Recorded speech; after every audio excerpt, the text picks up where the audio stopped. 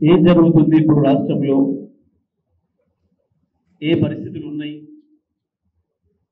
ఏ పరిస్థితులు ఉద్భవించినాయి, BRS party కార్యకర్తలుగా మన కర్తవ్యం ఏంది, ప్రజలకు మనం ఏమని చెప్పాలి, ప్రజల్ని ఏ విధంగా చైతన్యం చేయాలి, మన కార్యక్రమాలు ఎట్లా ఉండాలి అనే విషయాలను చర్చించుకోవడం కొరకే మనం ఇవాళ ఈ సమావేశాన్ని ఏర్పాటు చేసుకుంటాం. రోజు పొద్దున్న లేస్తే మీడియాలో ఏం కనబడుతుంది? అది ప్రింట్ మీడియా కావచ్చు, ఎలక్ట్రానిక్ మీడియా కావచ్చు. ఏం చూస్తున్నాం మనం? వార్తలు పేపర్ తీయగానే కనబడుతుంది.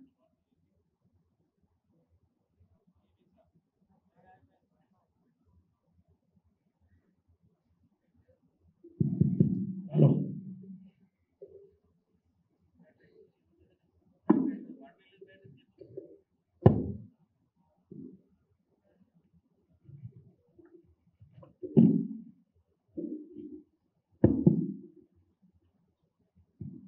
ప్రతిరోజు మైకాడ సమస్య వస్తుంది. ఇట్లా కోంటెంట్ దొరకబడుతుందా? ఎవడొస్తుండా ఇట్లా అంటే భోజనం మేము కూడా ఒకటి వస్తాడా? ఎందుకు రోజు చెప్పొస్తాను? వాస్తవానికి ప్రజా సమస్యలు ఏవైతున్నాయో, ప్రజలు ఎదుర్కొంటున్న తక్షణ సమస్యలు ఏవైతున్నాయో ఇవి కనపడాలి వార్తలలో. సరే, రాజకీయాలు ఉంటాయి, పరిపాలన ఉంటుంది, ప్రభుత్వం నుంచి ఏమైనా పథకాలు వచ్చేది ఉంటే అవి కనపడాలి. మీడియాలు కానీ 115 రోజులుగా ప్రభుత్వం మారిందని కానీ, మారిన ప్రభుత్వం ఈ పని చేస్తుంది, ప్రజలకు ఇచ్చిన హామీల్ని నెరవేర్చడానికి ఒక ప్రయత్నం మొదలుపెట్టింది అన్న వార్త కానీ, ప్రతిపక్షంగా బీఆర్ఎస్ పార్టీ కావచ్చు, బీజేపీ పార్టీ కావచ్చు, ఇతర పార్టీలు కావచ్చు, వీళ్ళు ఈ కార్యక్రమాలు చేస్తున్న వార్తలు కానీ కనబడతలేవు పెద్దగా. ప్రజలకున్న తక్షణమైన సమస్య కరువు సమస్య.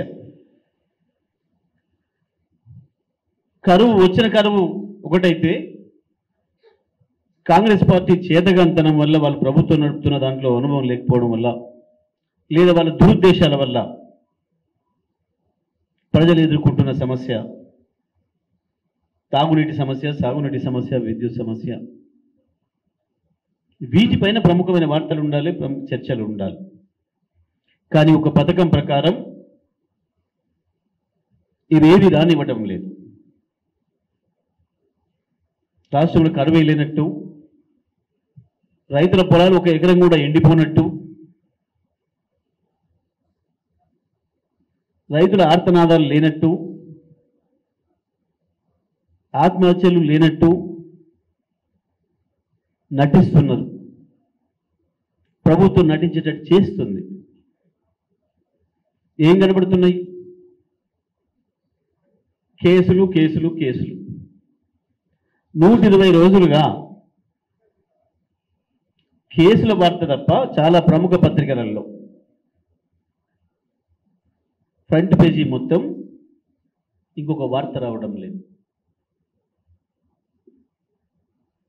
వాస్తవానికి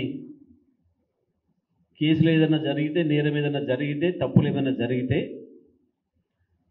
ఆయా సంస్థలు విచారణ చేస్తే వాళ్ళు చెప్తారు.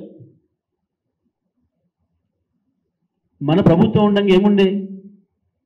ఒక్కనాడంటే ఒక్కనాడు 10 ఏళ్లలో కేసీఆర్ నోటి నుంచి వాని జైల్లో పెడతా, వీని కేసులో పెడతా అనే మాట విన్నామా? అప్పుడన్నా మంత్రులుగా మేమెవరమైనా, జిల్లాలో కావచ్చు, నియోజకవర్గాల్లో కావచ్చు, ఒక్కరోజు అంటే ఒక్కరోజు పలానోని జైలు ఇస్తాం, పలానోని మీద కేసు పెడతాం అనే మాటలు ఎప్పుడన్నా విన్నామా? కేసు పెడితే కేసు గురించి చెప్తే ఎస్ఐ చెప్తాడు, పలాను నేరం చేసిరు పట్టుకొచ్చినా పంపించినా అని ఎస్ఐ చెప్తాడు. ఇంకేదైనా కొంచెం పెద్దదైతే డిఎస్పీనో ఎస్పీనో చెప్తారు. కానీ వాళ్ళు ఈ రాష్ట్రంలో ముఖ్యమంత్రి మంత్రులు పోలీసులు చేయవలసిన పని మాత్రమే చేస్తున్నారు. అది కూడా సక్రమమైంది కాదు. లీకేజీలు, ఫేక్ వార్తలు, లీకేజీ వార్తలు, ఉన్న సమస్యను లేనట్టుగా లేనిదాన్ని ఉన్నట్టుగా భ్రమించేసే ప్రయత్నం.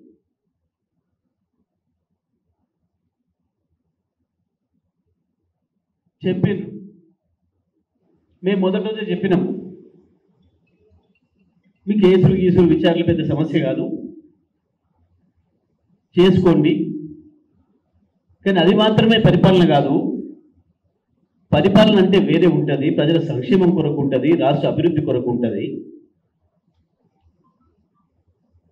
దానిపైన దృష్టి పెట్టండి అని. 100 రోజులు దాటింది.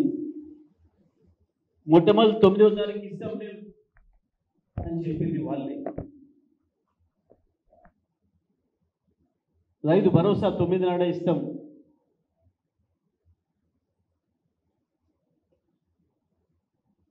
అయ్యేంటి 13 హామీలు, 6 హామీలు 13 పథకాలు 9వ తారీఖు నాడు ఇస్తామన్నారు.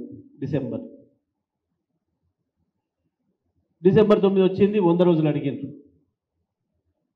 సరే 100 రోజులు కూడా చేయని అనుకున్నాం. మేము మాట్లాడలే. కేసీఆర్ గారు ఏం నోరు ఇప్పలే. మాకు కూడా చెప్పిండు కేసీఆర్ సార్, కొత్త ప్రభుత్వం కదా, కొద్దిగా సెటిల్ కానివ్వండి, కుదురుకోనియండి, మీరు కూడా ఎవరేం తొందరపడి అనకండి, సమయం ఇద్దాం. వాస్తవానికి ఇచ్చే అక్కర లేదు,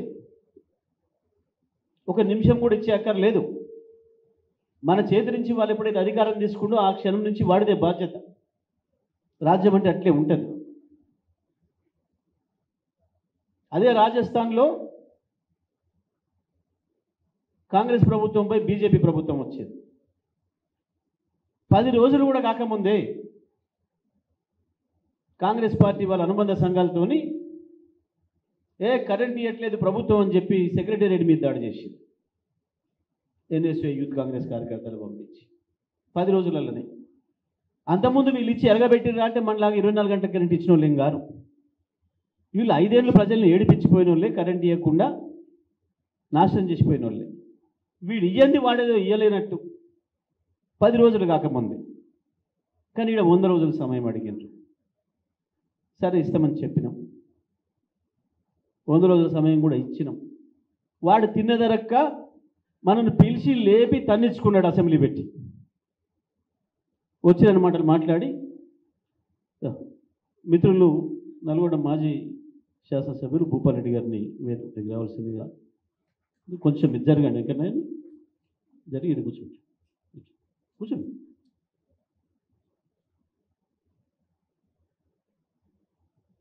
అసెంబ్లీ పెట్టిండ్రు.